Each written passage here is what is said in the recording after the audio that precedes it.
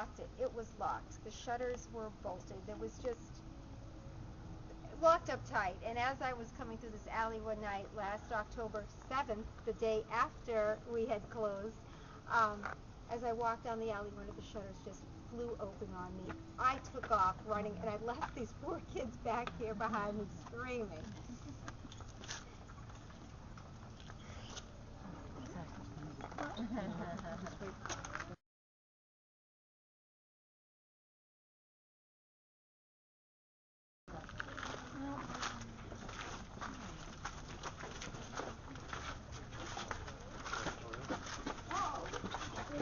I got a shutter opening up on me tonight, as a matter of fact.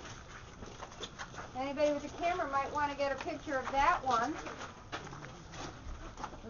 Oh, that one was open too? Yeah, shade or something is. Really? They're all supposed to be closed? Yes, wood? they Oh, yeah, are. there's one up top. Up top? Front window. This one right here? All the way to the front of the house. Really? There should be a shade down on this one. The top window or just one here?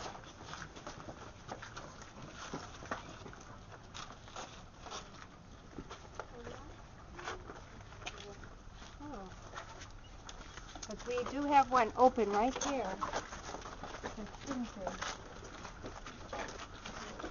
It's wider since I just came back. Oh, it is. Yeah. Isn't it? Yeah. That's so odd. Okay. Anyhow, the Spooner House. As I said, it's a beautiful museum. Haunted. Many things have been seen here, especially in this alleyway. There was this painting company, Boyer Paint, and two gentlemen were contracted to paint inside of the museum. A truck pulled up out front. There were two men in this truck. One man came over here to unlock the door. He left the keys in the truck and he yelled, "Hey Jim, would you bring the keys with you?" He said, but all of a sudden the door was opened by a little girl wearing a long white dress, this white cap on her head, long dark hair. He yelled to his friend, "Hey, forget the keys. The kid who lives here just let us in." His friend came over and said, "What are you talking about? No one lives here. This is a museum." He says, "Well, you can see the door is wide open. A little girl just opened it for me." They went in. They looked everywhere for her. She was nowhere to be seen. They went in the attic, the basement. They went back to what we call the secret garden. Nowhere. So they got a little concerned, and they called the curator, who at the time was this woman, Kathy Geller, and they said, "Kathy, a little girl like 10, 11 years old just let us into the Spooner House. We can't find her anywhere." And Kathy said, "Listen, there are only two sets of keys. I have one, you have the other. You just met the ghost of Abigail Townsend." So they had to get a different painting company because their paint refused to come back. Little Abby was a 12-year-old girl who died in the 1800s of tooth decay.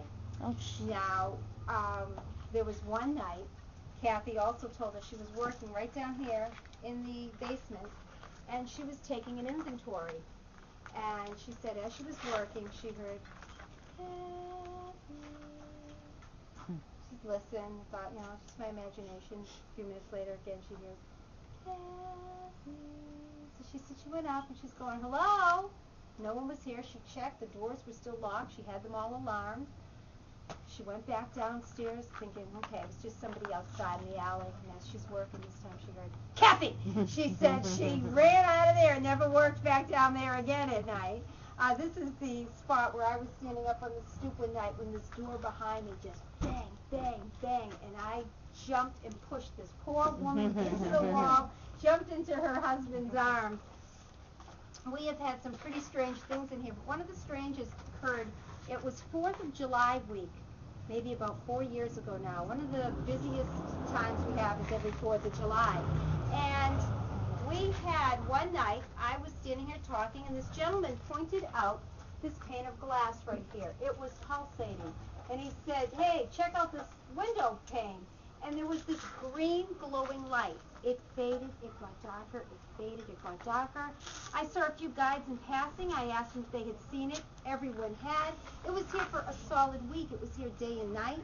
Nobody knew what was causing that. The curator had no idea what that was. We had the Travel Channel doing a haunted hotel thing on our tour, and they filmed that pane of glass. They didn't know what it was. It was just really odd. But while that green light was in that window, little Abigail was seen every night on our tour. And the first night was probably the most spectacular. Our guide, Betty, very stable school teacher in town, was standing on the stoop. She was talking about Abby, when all of a sudden this woman who was standing right where you are let out this blood-curdling scream. Everyone looked, and standing right in front of her was this little girl in a long white dress with this white cap on her head. She walked over, she put her hand up on the woman's shoulder, she looked at the group and said, "Would you please excuse me, for I must be going now," and went down the alley. Well, it was so funny because everyone just kind of parted and let her go, and then they all started to laugh, and they said, "Betty, that was great. That was perfect timing. I have never seen special effects like that in a Hollywood movie. How'd you do it?" And Betty said it took her the remainder of the tour to convince these people that we did not use special effects. We did not hire a child. They had just seen a ghost. I saw Betty maybe 3 nights later. She was still in a state of shock. And I said, "Well, what did she look like?" She said she was like a solid child, like any, living child.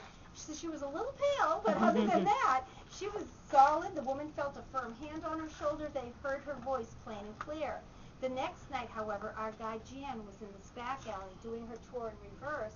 She hadn't mentioned Abigail, hadn't mentioned this house, when suddenly a family of 4 walked through this alley, past her tour, and this woman looked and said, "That's weird." She goes, "What's so weird?" She goes, "That family right there. The mother, the father, and 2 of the daughters are wearing shorts and sandals. But the 3rd daughter has on an old-fashioned nightgown with a colonial cap on her head." Everyone started to yell at this woman, There are only 2 little girls there. She's like, "I can count. There are 3.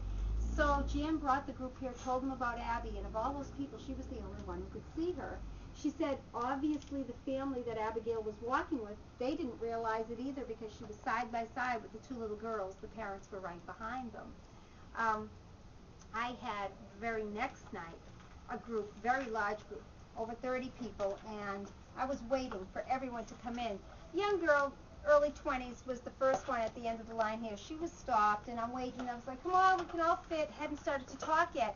When all of a sudden this young girl says, "Oh my gosh, aren't they cute?" I was so afraid that I had had this mother skunk with these 2 babies that had been following me for like a week, and I'm thinking, oh no, if it's the skunk, how am I going to get everyone out of this alley? And I looked, and all I saw was this flash of white come out and then go back behind this woman. And I was like, well, that was odd. What was that? But I'm still looking for these skunks. Still haven't started talking, like, "Come on, we can all get in." And again, this girl says, "Doesn't anybody else think they are adorable?" With that, there were 2 women right where you are who screamed, ran out of here. The whole 30 some odd people went following after them. I was the last one out. I was like, okay, what just happened?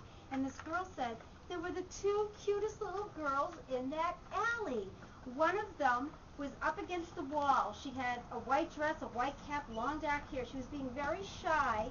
She says the other one had short blonde hair. She had on a bonnet with 2 strings untied, holding a red ball in her hand. She kept jumping out from behind this woman's back, then going back behind her again and laughing.